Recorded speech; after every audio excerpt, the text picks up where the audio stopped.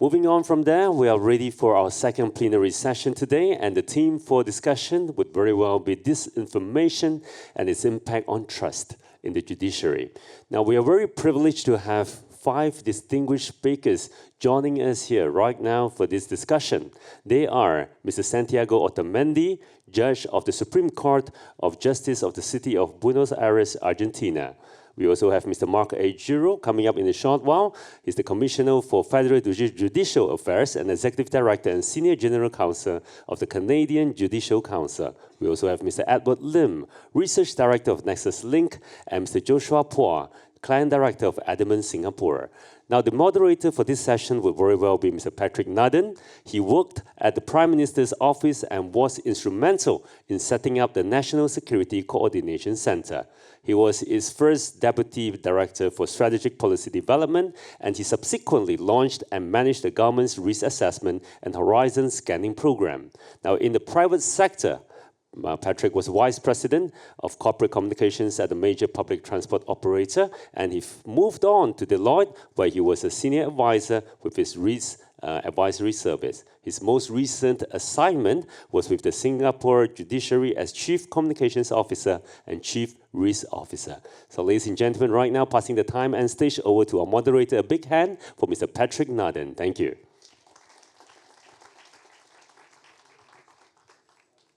I'd like to invite the moderator and our panelists to take to the stage at the same time. Yes, sir. Thank you. Thank you, sir.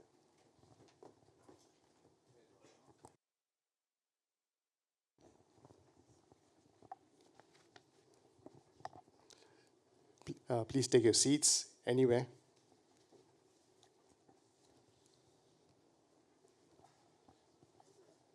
Good afternoon, everyone.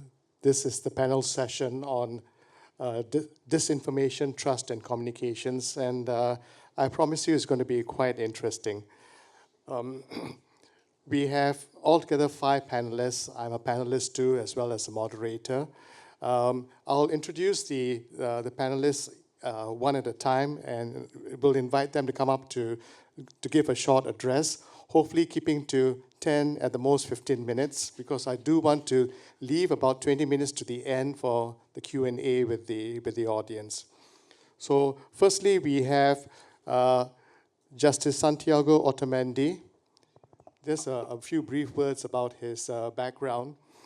He was appointed District Judge on Criminal Matters in 2004. Since 2019, he has served as Judge on the Supreme Court of the City of Buenos Aires. Starting from this year, he also holds the position of Secretary of Institutional Affairs of the Board of Provincial Supreme Courts. Prior to these roles, he was the Secretary of Justice at the National Ministry of Justice and Human Rights of the Republic of Argentina. During his tenure, he held the position as President of the Financial Action Task Force and is now Dean of the Masters in Judicial Administration program in the Catholic University of Buenos Aires, Argentina. Justice Santiago will be introducing the Argentinian case, how they have worked with the community, segments of which may not trust or have complete trust in the judiciary, how they have worked in different programs that relate to access to justice with a focus on transparency, accountability, and judicial management. And finally, how they have faced up to and managed challenges. Invite Justice Santiago, please. Thank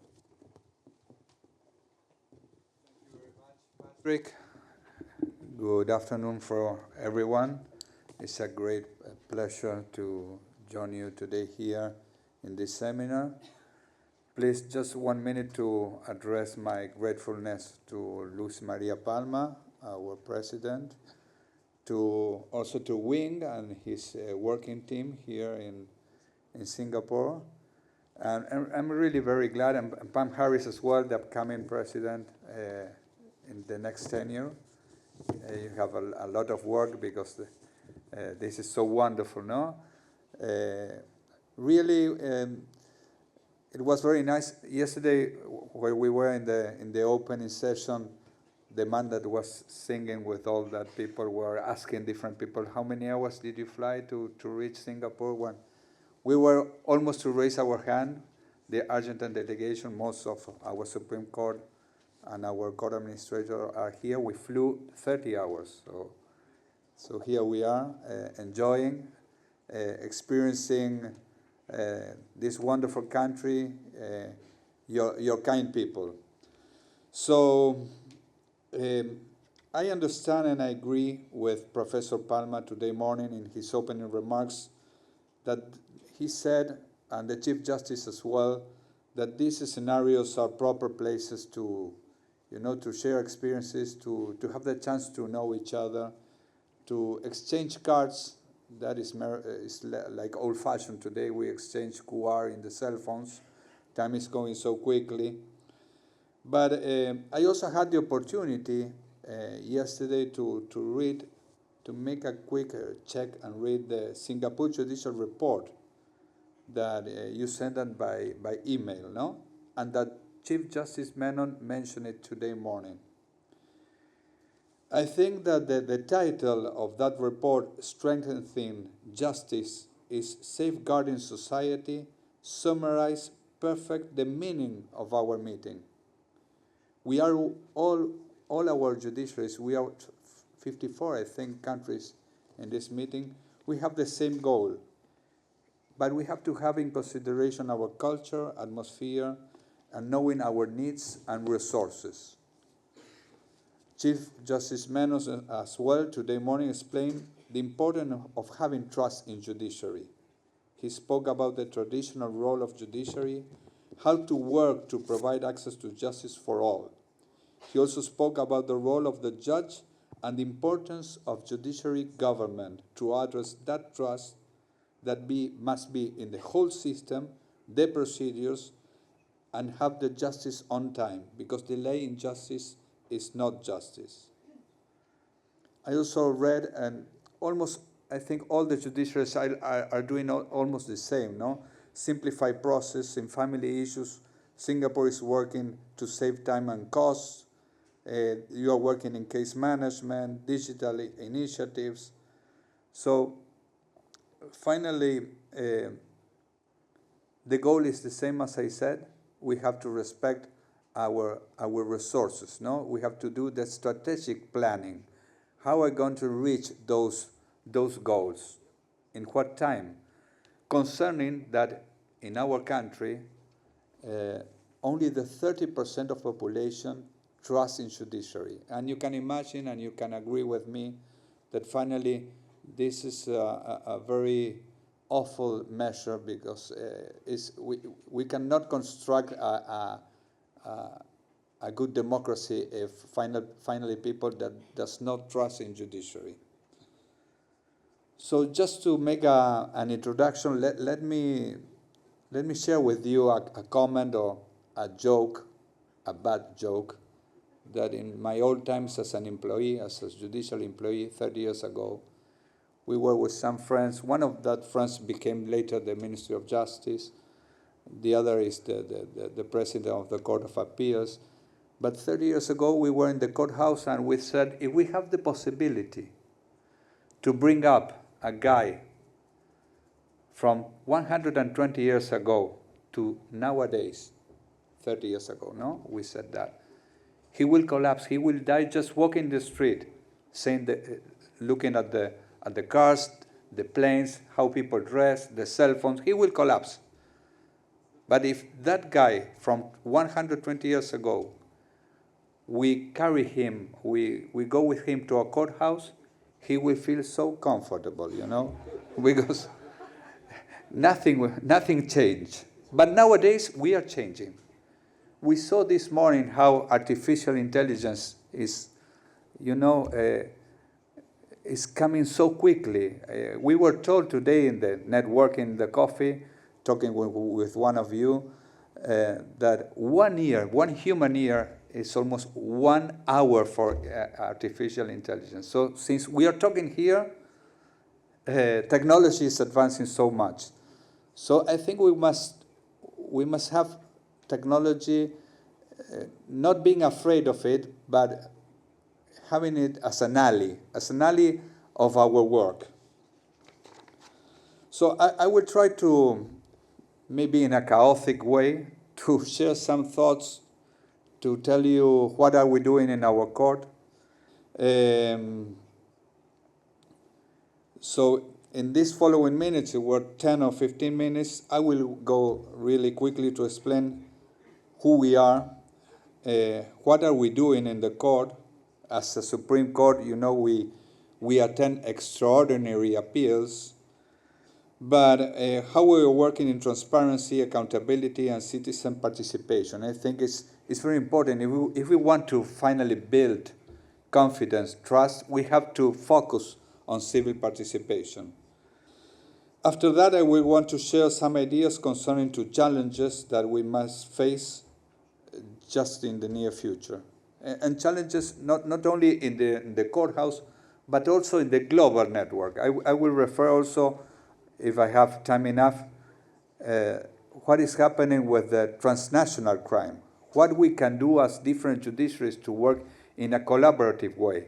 So it's not only to have trust in our own jurisdiction, it's only to have trust in a global world, how we can fight against that transnational criminal situation.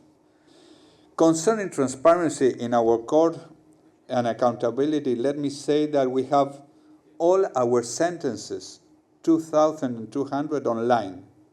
The judicial files are managed 100% digitally, and both procedures and rulings can be consulted online.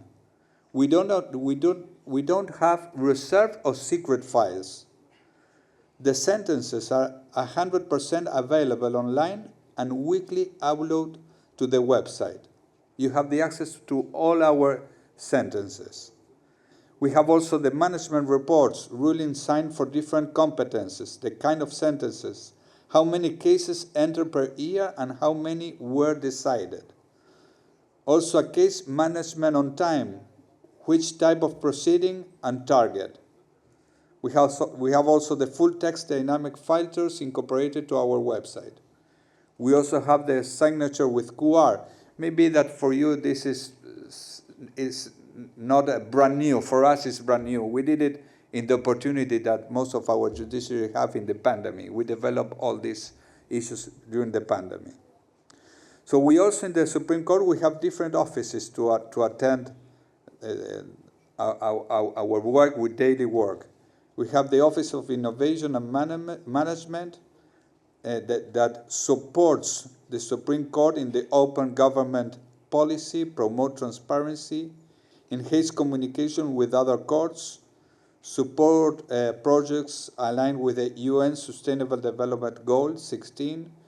We have also an Office of Open Data and Government and Strategic Planning, the Office of Gender Perspective, the Judicial Training Center. Today morning, let me take this in consideration. I was very impressed by the speech of yours, Chief Justice Menon. He talked about the role of the judge, no? I think this is also an important issue to bring in the seminar, and talking as a judge. What kind of judge are we raising up? We need judges that know what is happening in society, no? So they can have, if they know what is happening in society, if they know how society is managing, how they talk with the slang, maybe. If we have a judge that have that commitment, he will have the tools to have a good decision, no? The tool menus. So we have to prepare judges, as Judge Menon said, to be prepared for changes. Judges that to also to not be afraid about innovation. And the relationship with one of the actions concerning to access to justice is the Community Access to Justice program that we are developing in the Supreme Court, also with the Council of Magistrates. The activity that this access to program justice is bringing the judiciary to the field. So We are not in our courthouses waiting people to come. We go to the field. We go to see them, the vulnerable people, population.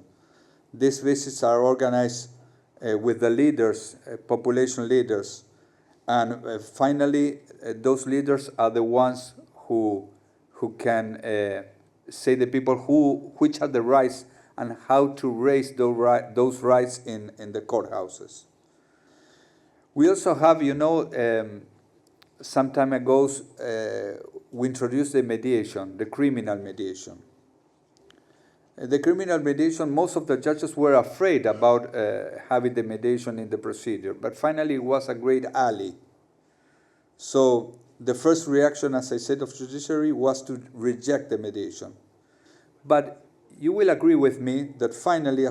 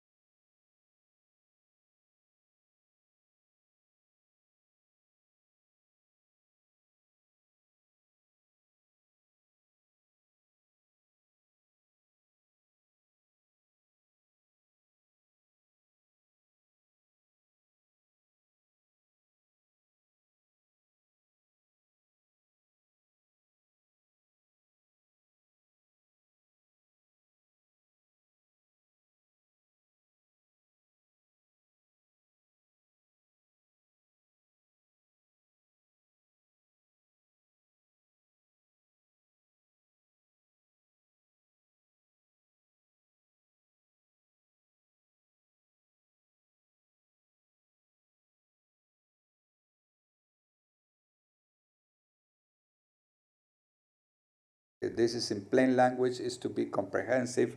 I also saw yesterday in the Singapore report that you have a list of the significant cases. Imagine, this is brand new for us in Argentina. Imagine finally if you can pass these significant cases in a comprehensive way, in plain language for all the people. It's also to construct a bridge to have this trust on society. Please, 1 minute more, let me say you that I am here with 4 of our Supreme Court Justice, our Chief Justice Inés Weinberg, our Justice Marcela Delange, our Justice Luis Lozano. Is also with us in the Argentine delegation, the Administrative Court, Genoveva Ferreiro, and Fermini Garzabal, our Secretary General and Administrative Court from the Supreme Court. And just to end, I am really surprised how technology is getting involved in judiciary. As I told you before, I think it's a tool. We don't have to be afraid. And just to have in memory how we worked 20 years ago, 30 years ago, and how time goes so quickly. Just a 15-second video to have memory and to focus and to face future that is coming just now. So see the time below and how the desk, our working desk is.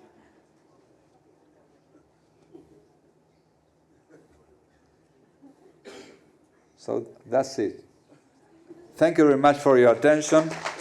I apologize, it was enthusiastic but chaotic. Thank you very much. Thank you, Judge. Next speaker, Mr. Marc Giraud, is Commissioner for Federal Judicial Affairs and Executive Director and Senior General Counsel of the Canadian Judicial Council. As Commissioner, he administers the Judges Act and oversees, amongst other things, the appointment process to the Supreme Court of Canada, as well as the Superior Court's appointments process on behalf of the Minister of Justice and Attorney General of Canada. At the current time, Mr. Giraud also serves as Executive Director and Senior General Counsel at the Canadian Judicial Council, where he works closely with the Chief Justice of Canada and Chairperson of the Council, as well as with the other 44 Chief Justices and Associate Chief Justices who comprise the Council. I'd like to invite Mr. Giraud up to the stage to deliver his presentation, please. Thank you.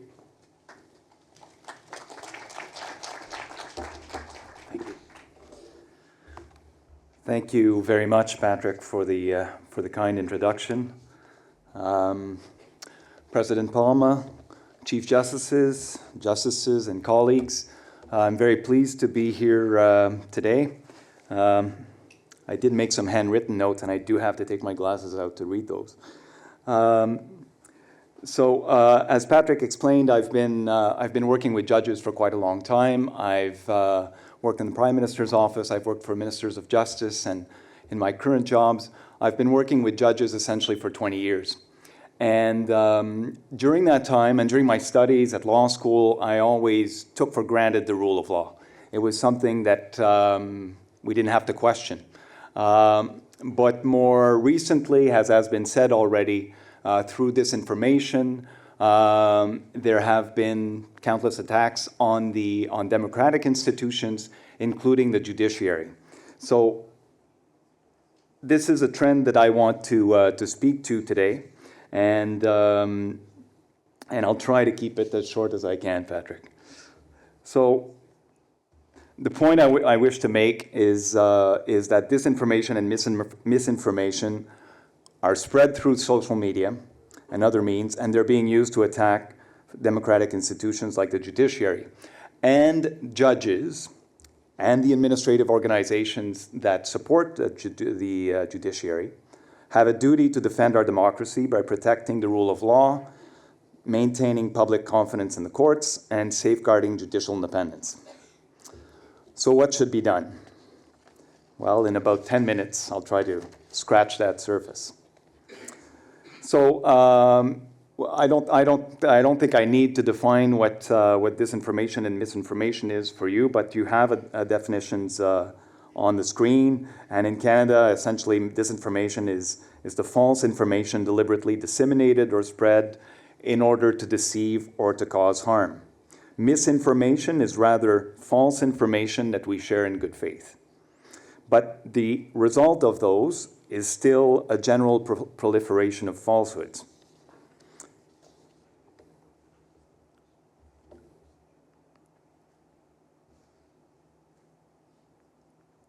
There we go. And with social media algorithms, of course, the more we seek information on a certain topic, the more we get on that topic. And so the perpetrators of disinformation, they prey on the vulnerability that we may have or the lack of knowledge that we may have on a certain matter to essentially manipulate our thoughts. And some disinformation is also spread through other means, even such as conventional media as well.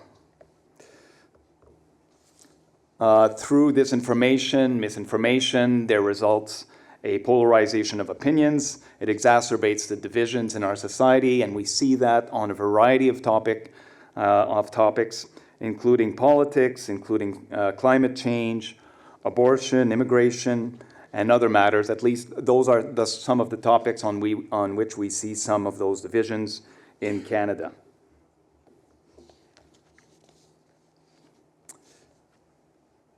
Disinformation targets our fundamental democratic institutions. We see that, for example, through our electoral systems, where they may dispute the actual results of elections.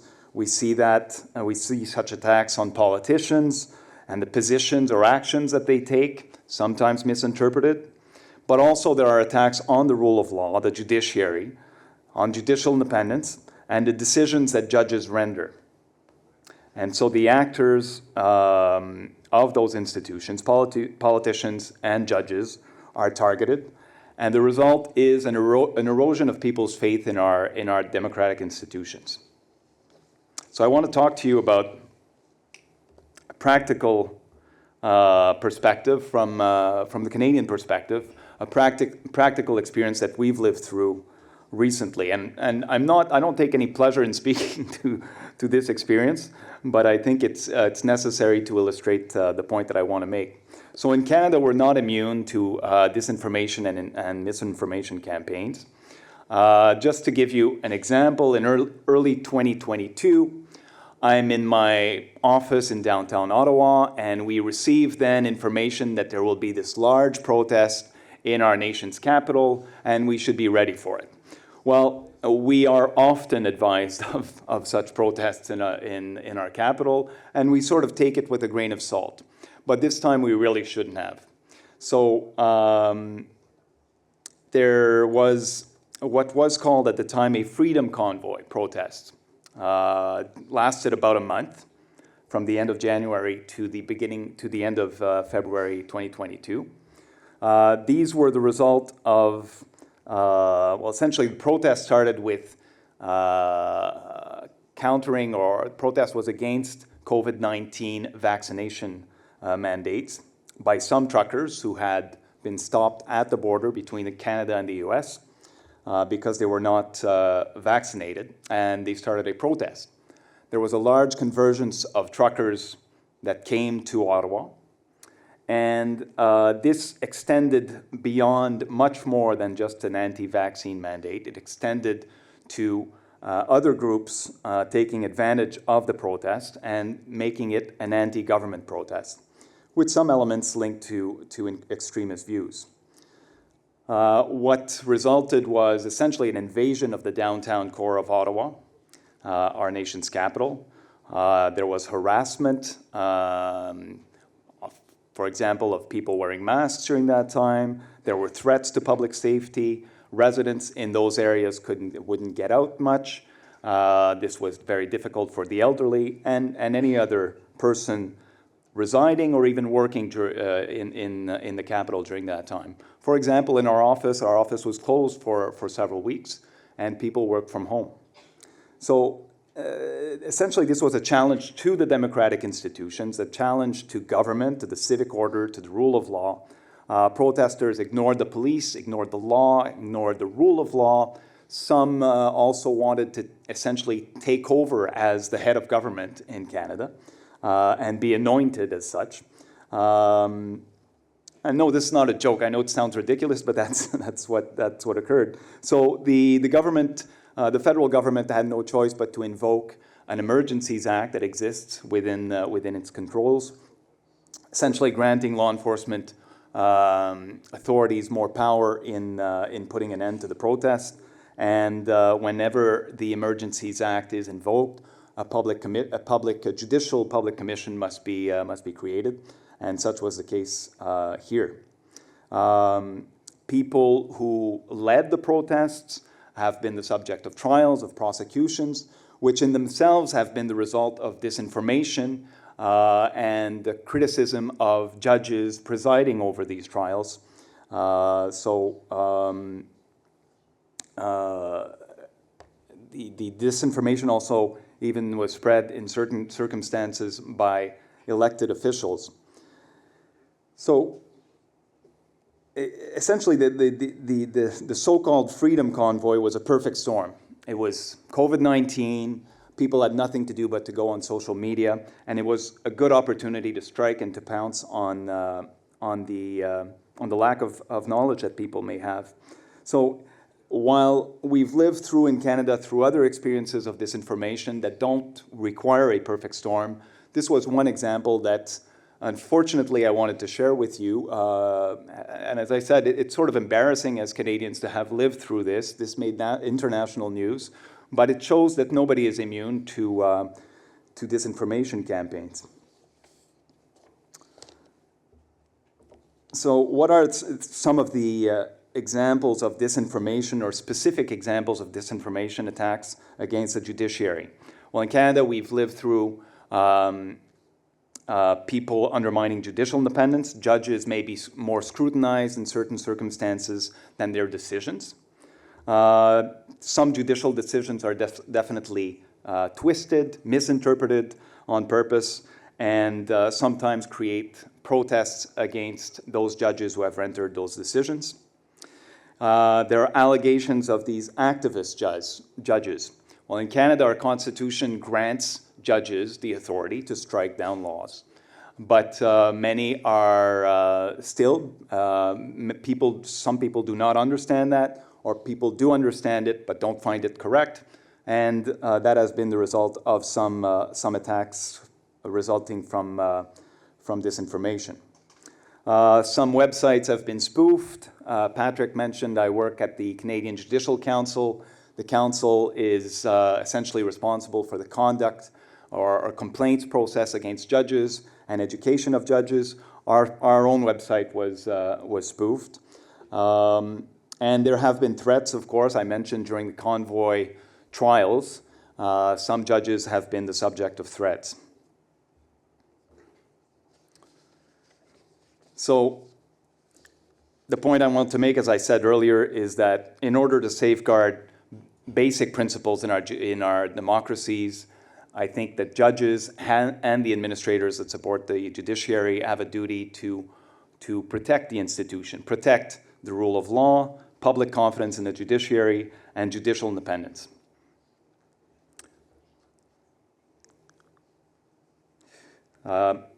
And to sum up, essentially, without any judicial independence, it is difficult to have public confidence in the judiciary, and without public confidence in the judiciary, the rule of law is threatened as well.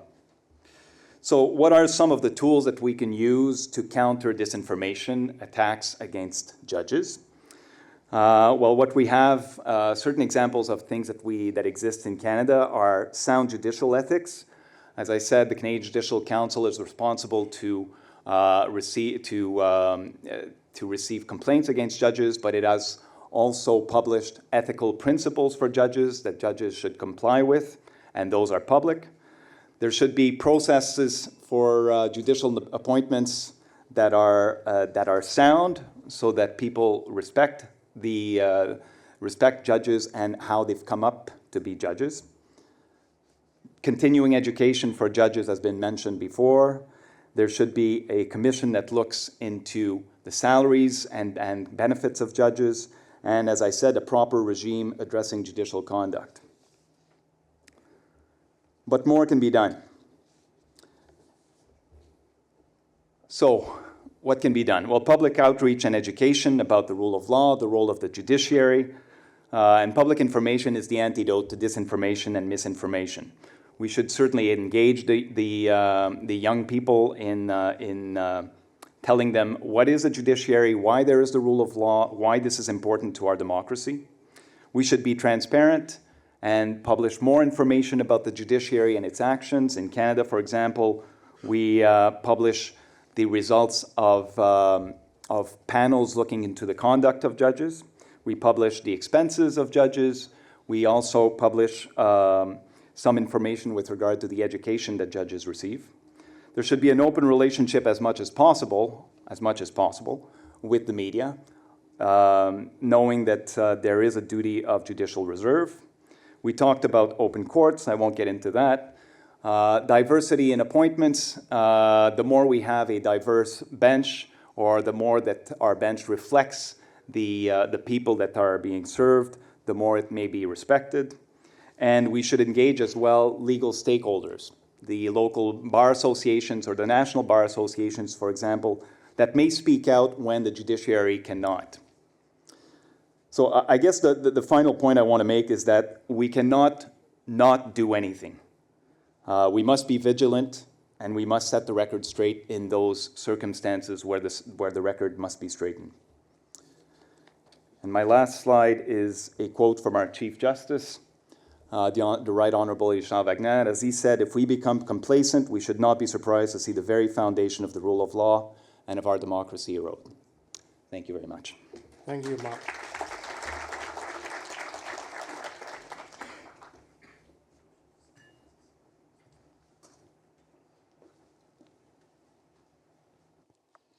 Well, the next speaker is me. And remind me when I hit the 10-minute mark.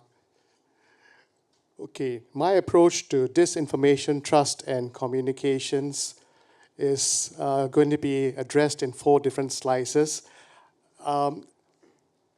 Hitting a little bit on what Mark said a little earlier, how do we understand disinformation? Impact on trust in public institutions, in particular the phenomenon of truth decay. Having a sense of what your stakeholders think of you, an internal appreciation as well as an external view. And finally, what we can do to expand on our public communications and outreach efforts.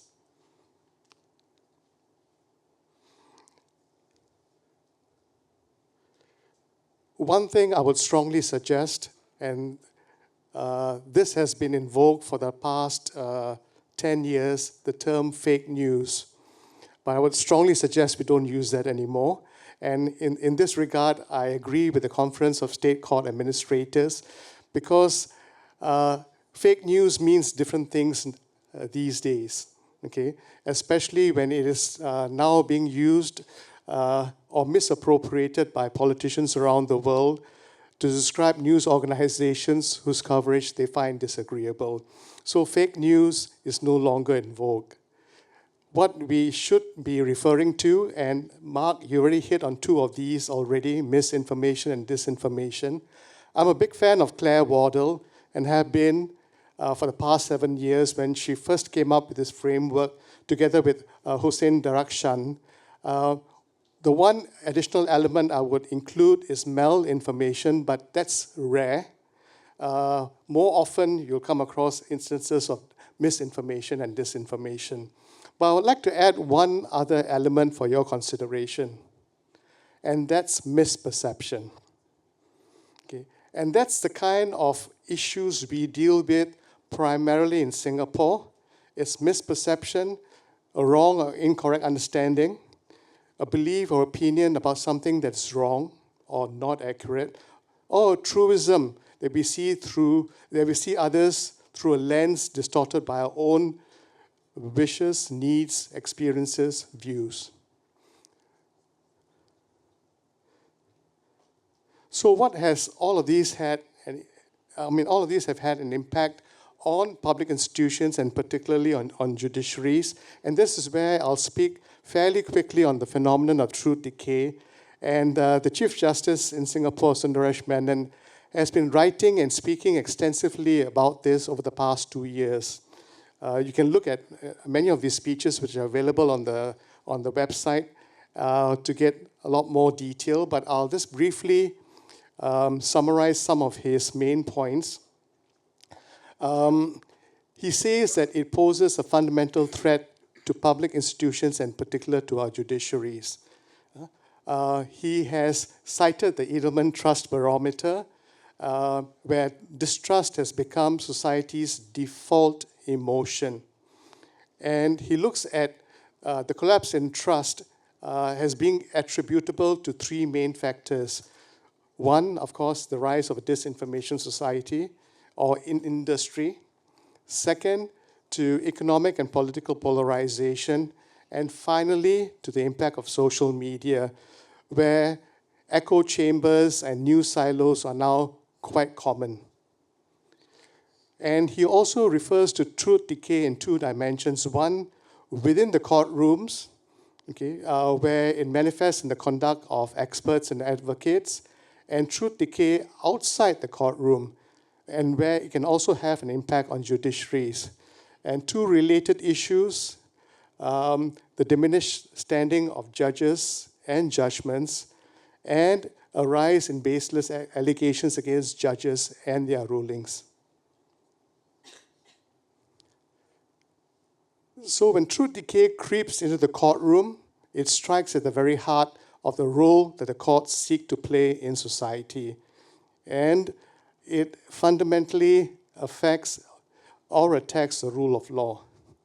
Okay. So in this light, Chief Justice Menon has described truth decay as amongst the defining judicial challenges of our time. Okay. And what he has proposed is that we attack it in two fundamental ways. One, refine our processes and strategies. And secondly, enhance our public communications and outreach efforts. And in regard specifically to public communications and outreach efforts, we can help to reduce the physical, resource, and literacy gaps that exist between us and our court users, in particular, self-represented persons. Okay? And we can do this in a variety of ways. One, enhance the collection of feedback so that we know precisely what our stakeholders and court users think of us. Secondly, engage a broad domestic community having more conversations, deeper conversations with the community about topics that relate to the courts. And finally, engaging the public on legal concepts, explaining difficult concepts like separation of powers, the institutional role of the courts through social media platforms or platforms that actually reach out and speak to them. So a key source of mistrust in the courts that Chief Justice Menon refers to is a lack of understanding about the nature and limits of judicial power. Let me quickly move on to the third section, which is about stakeholder perceptions in Singapore. We run quite a number of surveys, and these are integrated surveys across the three courts. One of the more important surveys is the court user survey. We are generally still held in high regard. Okay. There is a common denominator, and that's access to justice across these 6 attributes, and we score fairly well, 8.1 on a Likert scale of 1 to 10.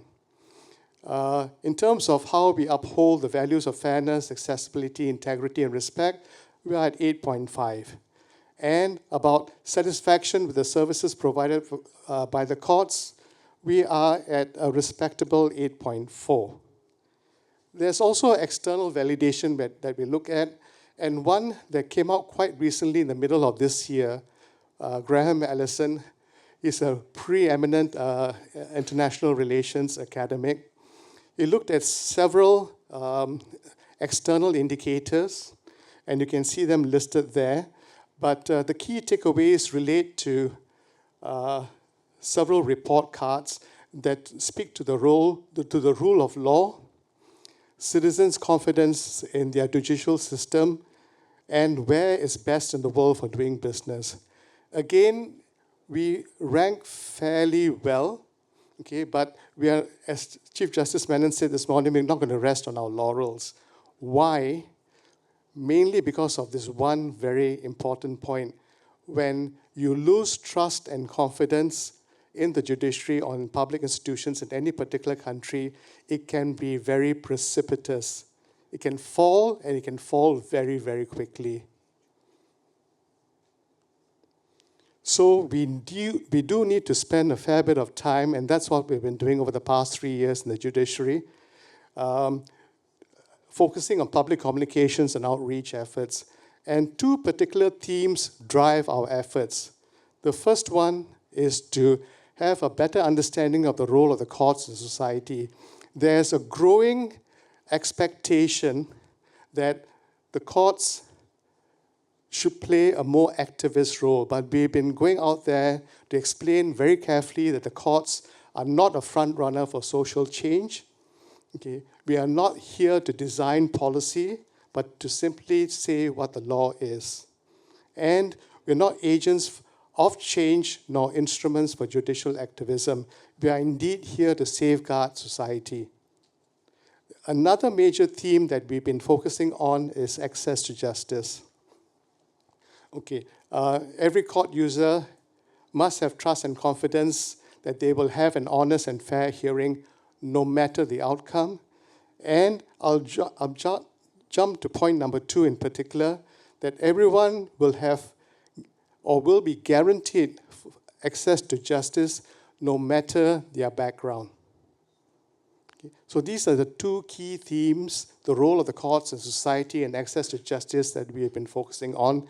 And I'll just very quickly, in the interest of time, tell you about some of our public communications outreach efforts. We continue to focus on social media listening out in particular for perceptions or misperceptions of the courts, focusing on messaging around role of the courts and access to justice, focusing in particular on a particular group of stakeholders, self-represented persons, having more direct engagement with the media. The whole idea is also to be able to push out information to where it can be most effective. For example, by using WhatsApp channels. Rather than posting stuff on your website and you hope for people to come in and pull it from you. So it's a push rather than a pull concept. Okay. Moving a very conservative judiciary to the modern era of social media, engaging in new social media platforms, working off human interest stories, okay, that have got higher catchment, okay, and here focusing in particular on high-profile cases, okay, which hold higher public interest. Just a couple of slides more. Picking particular stakeholders where you might have greater traction. In Singapore, it has been civil servants and with the younger generation of students. Getting them to understand better the courts, physical tours, virtual tours. We have a gamified virtual tour of the courts here in Singapore. Okay, it's a 360 interactive game. Focusing on issues that may be of particular interest to teenagers, for example, cyberbullying and harassment. Improving our survey and polling instruments. Again, direct push rather than pull methods. Working with, we've got, as a matter of interest, 5,000 silver generation ambassadors that go from home to home, talking about issues of interest to the older generation. And we are using these ambassadors to talk about the e-probate system that was launched in Singapore last year. Again, getting a better understanding of self-represented persons by running specific surveys and doing studies on them. And my last and final slide, focusing on conversations with the community, but reaching out to specific organizations like grassroots organizations, banks and financial institutions, SMEs, the unions. Exploring the range of opportunities to engage again with the younger generation, getting them to script and deliver key messages on radio-based campaigns, for example. Okay. I mentioned the 360 interactive game, and perhaps I'll just complete with this last two. Branded content, which is more mainstream media, but more importantly, getting out your information through social media sound bites on platforms that appeal, that can reach out to a younger generation. I'm talking about those between the ages of 15 to 25. I'll stop there. I'll be happy to take any questions that you might have later. But let me introduce the next speaker. Oh, thank you. Thank you, Judge. Edward, let me just say a few quick words about him.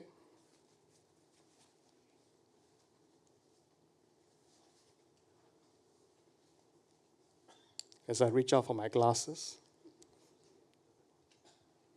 Okay. He is currently the president of the Market Research Society of Singapore. 30 years of experience in the industry. He began his career as a statistician at the Singapore Department of Statistics before moving on to various roles in international market research agencies.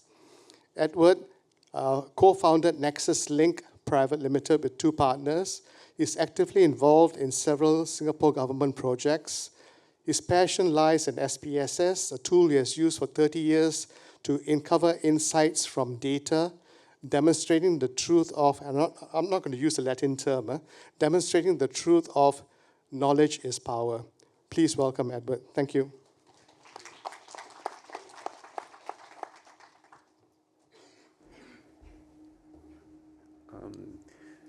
Afternoon, everyone. Thank you, Patrick, for the very kind introduction. So a bit of change of pace. So I'd like to first share this little quote. And it's an interesting time that this conference occurs because it comes on the back just of a recently concluded election.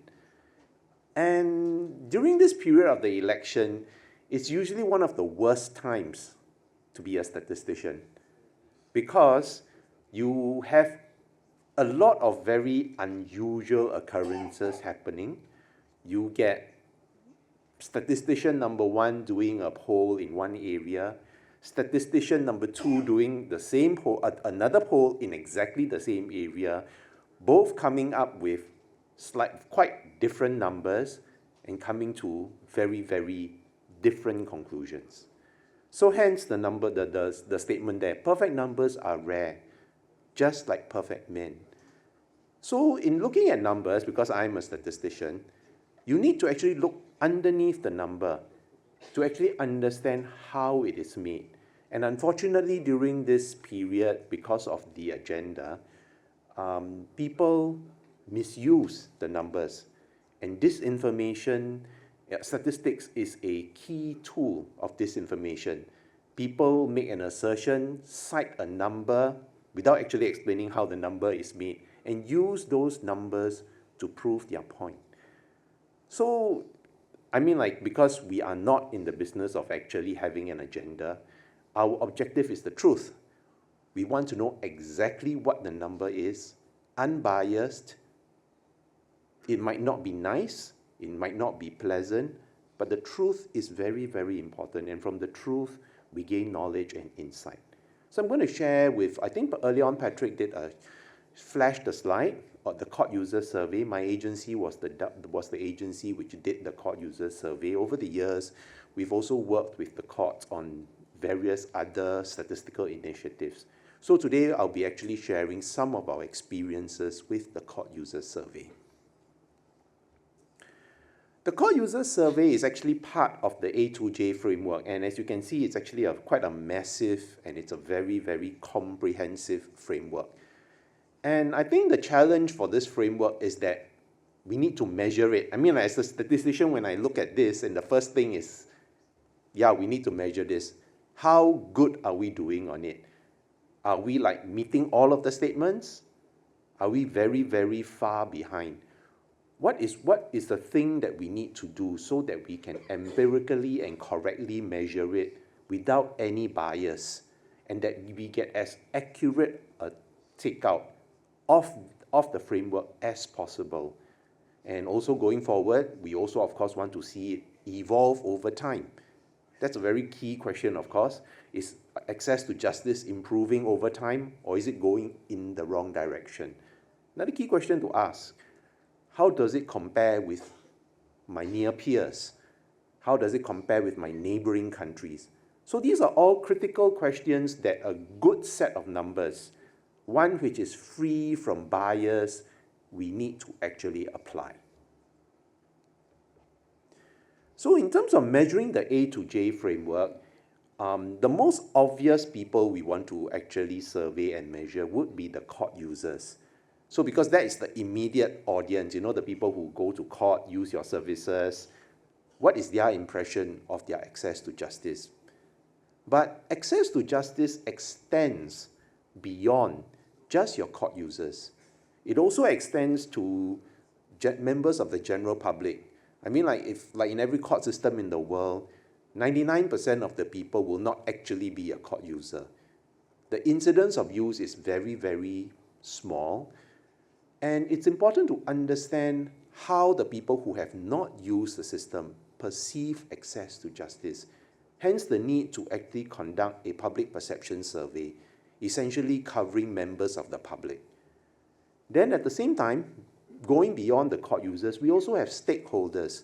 Because the court as an institution does not exist by itself. It exists, there are other government agencies which interact with it, other enterprises which interact with it. What do these other stakeholders think and perceive of the courts? So hence, in doing this particular study, we broke it up into the three groups: a public perception survey, stakeholders and partners survey, and the court users survey, to get a holistic understanding of what the different groups perceive access to justice is like, and is there, I think the most important question, significant differences between the three groups. Public perception survey, so as mentioned before, these are members of the general public. And in general, the expectation is that not everybody is familiar. There is one group of people who's completely unfamiliar with the court system, and it's just based on whatever they hear or they might have read in the papers. On the other spectrum, we have people who are actually a little bit more interested in current events, which might actually be following the news very closely, and therefore might become a little bit more aware of the court system. And then, of course, we have the people who are in between, not completely disinterested, but also not exactly very, very current. So in doing the study, necessary to actually identify the characteristics of these people, because later on, it leads to a very, very important nugget of information, which I think might be actually quite useful and interesting in understanding familiarity and with regards to trust in the court system. It was one of the more interesting findings which came out of our study which we had conducted. Stakeholders and partners survey, as mentioned before, these are essentially enterprises. We have office case officers from public agencies.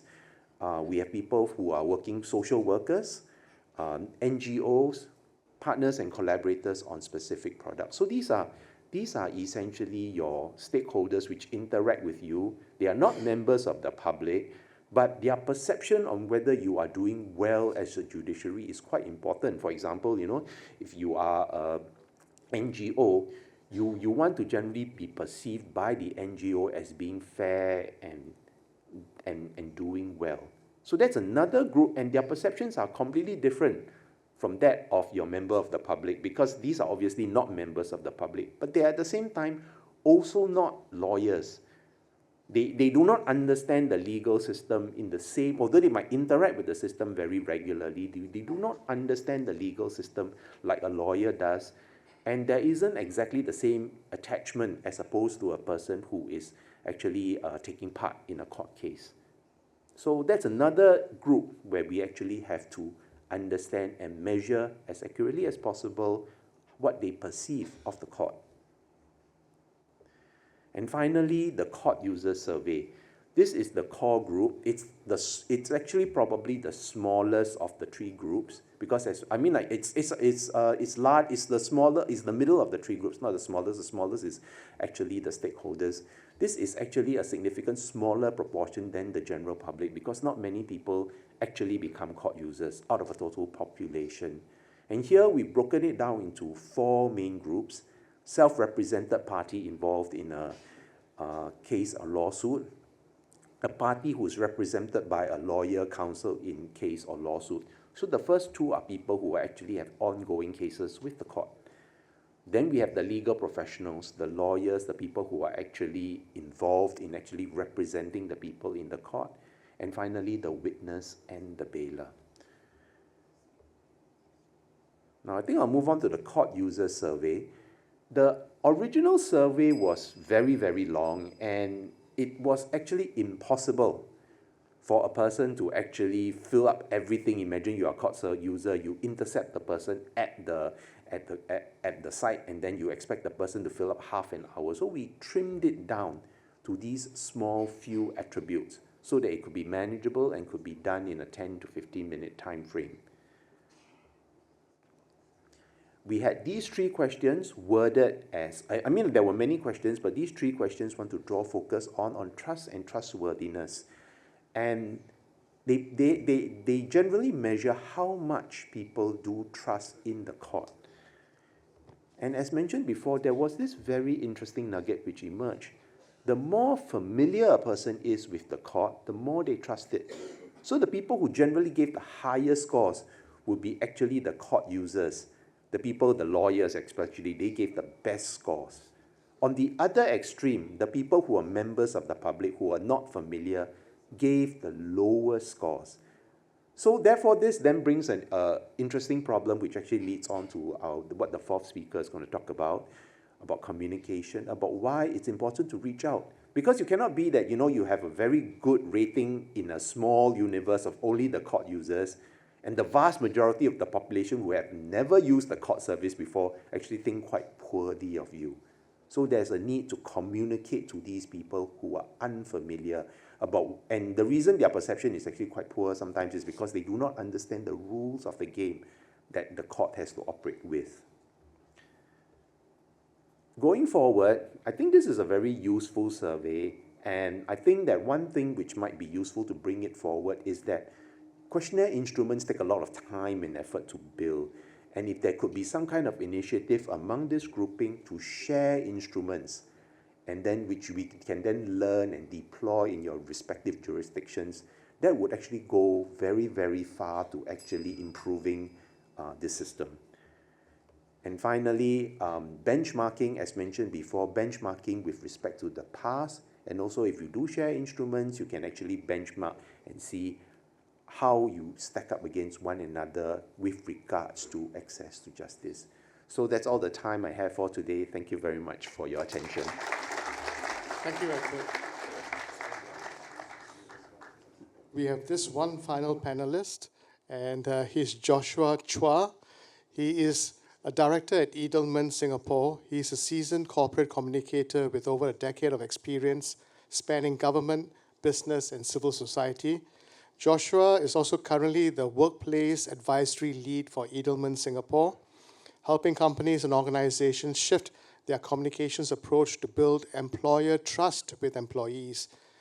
He also contributes actively to the Advisory Student Mentorship Program, the Asia Pacific Association of Communication Directors, and the National Youth Council's In Spirit community.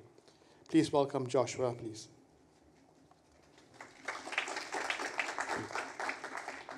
Thanks, Patrick, for the kind words.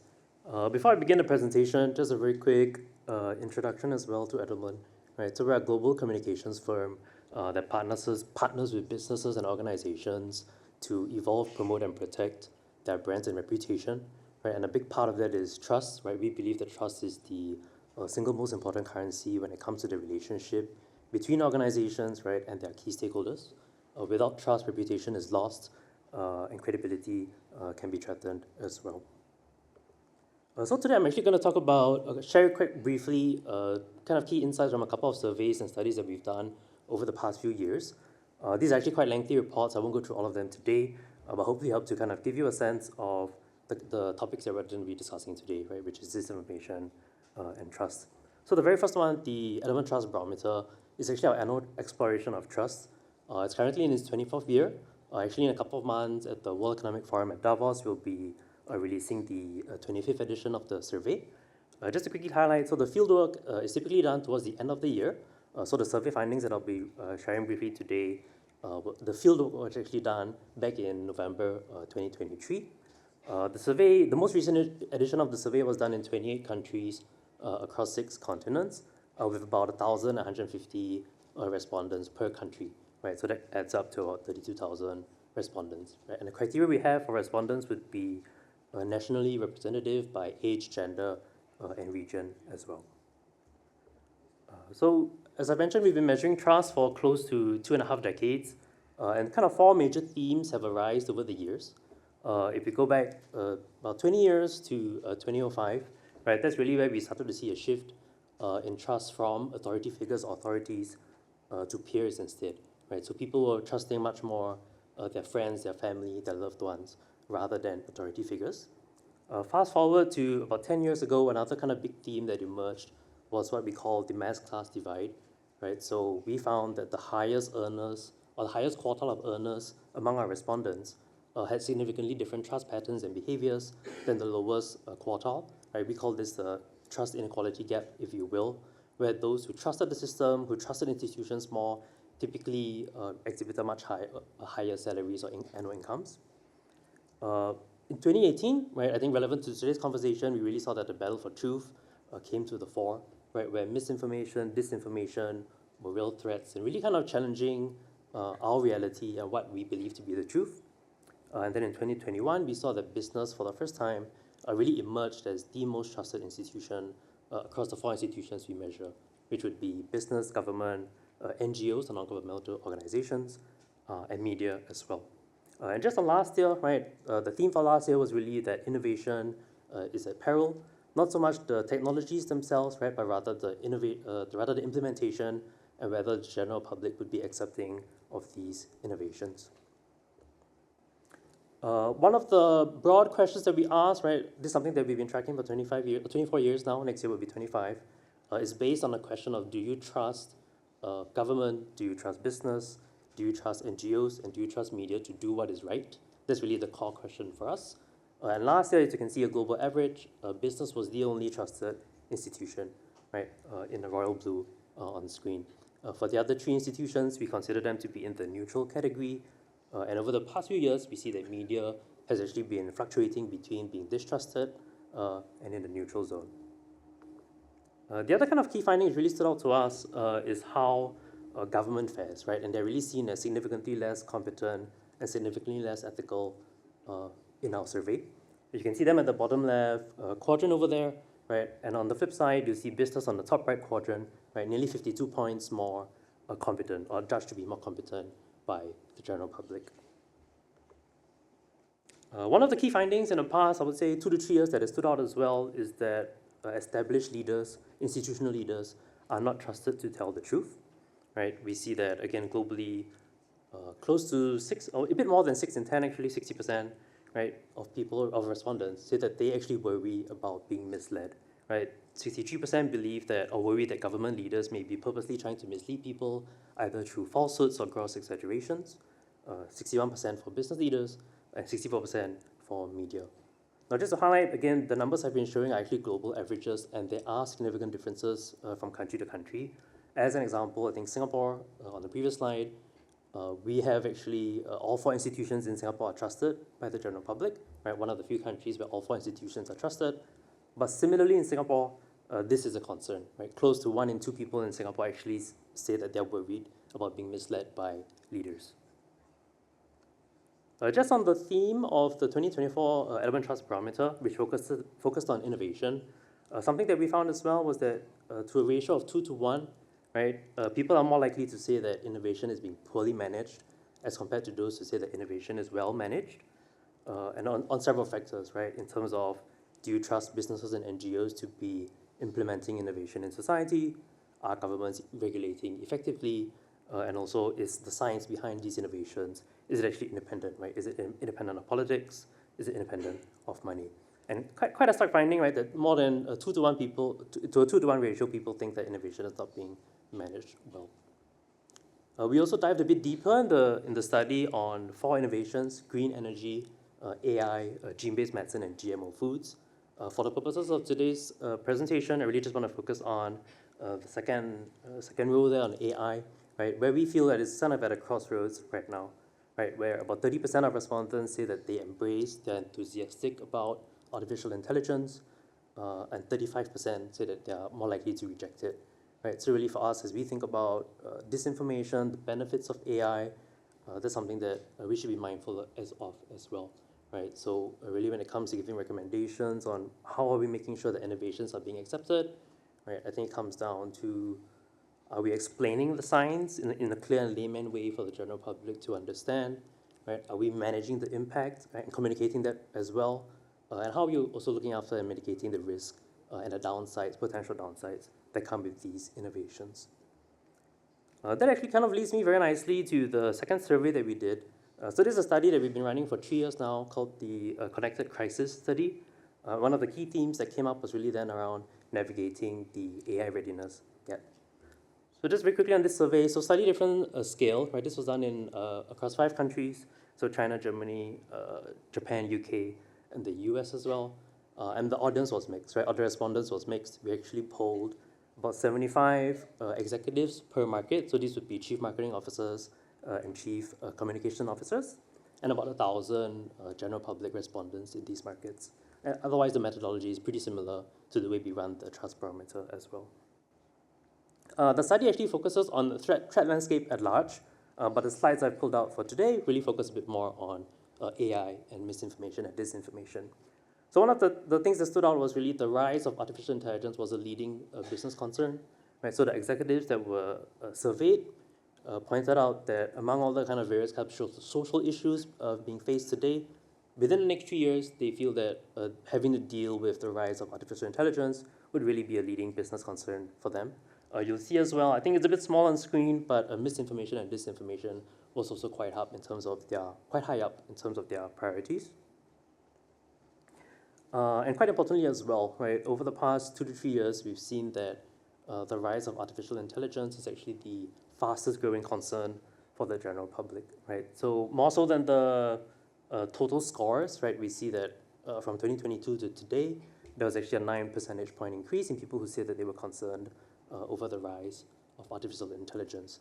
Quite relevant to today's conversation as well, you'll see that misinformation and disinformation was the second fastest growing concern, right? I think for us, what really kind of stands out is the direction, as a lot of these are determined by what's happening in the world today, right? As you can see right at the bottom, concerns about the pandemic, right, are quickly fading.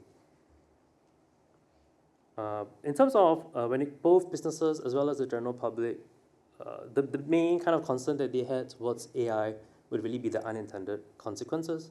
But again, I think something that caught our attention was that misinformation and disinformation was one of the primary concerns towards the downsides of AI. I think a few years ago, maybe people would have said that concerns over job loss would have been the main priority, right? But we're starting to see that kind of slide a little bit, whereas people, particularly this year, I think next year as well, if we ran the survey again, right, we see that concerns over misinformation and disinformation, particularly fueled by the developments in artificial intelligence, are going to be the driving concern for people. And also then to the previous study that we showed, right, really then the important factors in whether or not AI is accepted or rejected by society. What was kind of interesting to us and kind of surprising, I would say, but hopefully businesses and organizations are trying to take steps to remediate this now, would really be that when we ask questions about do you feel prepared, right, to deal with the threats of AI, less than 1 in 2 executives actually said that they felt prepared. 3 kind of main reasons they cited. One was a lack of a dedicated team, right, within their organizations to deal with the right skill sets to deal with these threats.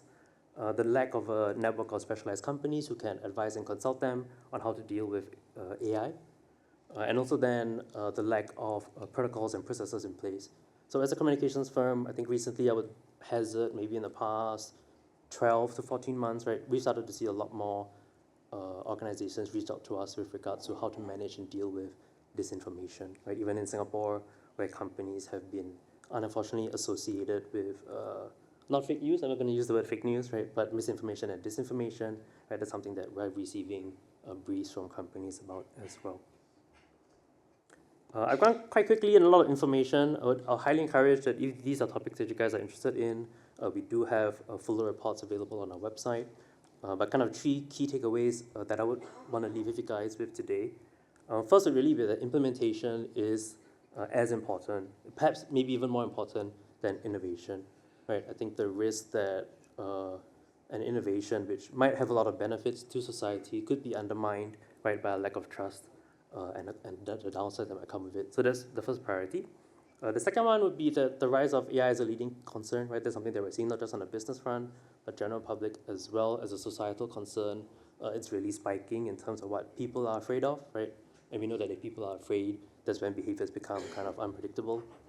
And the last one, which again stood out to me, is that businesses and organizations say that they're not ready, right? So that they're aware of the threat, right? They do understand that misinformation and disinformation is going to be causing a huge problem for them business-wise, right? Both in terms of the transformation of their business models, but also then in terms of misinformation and disinformation, right? So kind of I'll leave you with that, right? What are you doing in your organization to really kind of deal with the threats of misinformation and disinformation, particularly if it's going to be fueled by artificial intelligence?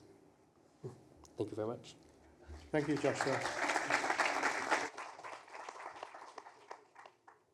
I've been told we've run out of time because we are really hitting into the tea break, but I'm sure all the panel speakers will make themselves available over the next half an hour or so, so please do engage with them.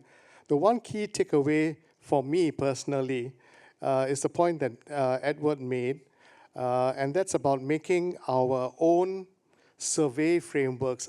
The one in Singapore is based on the Access to Justice framework, as well as your questionnaire modalities, and even, in fact, the questions themselves, whether it's for members of the public, stakeholders and partners, or court users, making these generally available in the community, and to even enable opportunities for benchmarking across different judiciaries. Bearing in mind we operate in different environments, we have different sets of challenges, though, as we have seen from today's conversations alone, many of the challenges are common to many of the judiciaries across the world. So on that note, please join me in thanking the panelists, Justice Otamendi, Mark Giraud, Edward, Joshua, and we look forward to seeing you during the break. Thank you very much.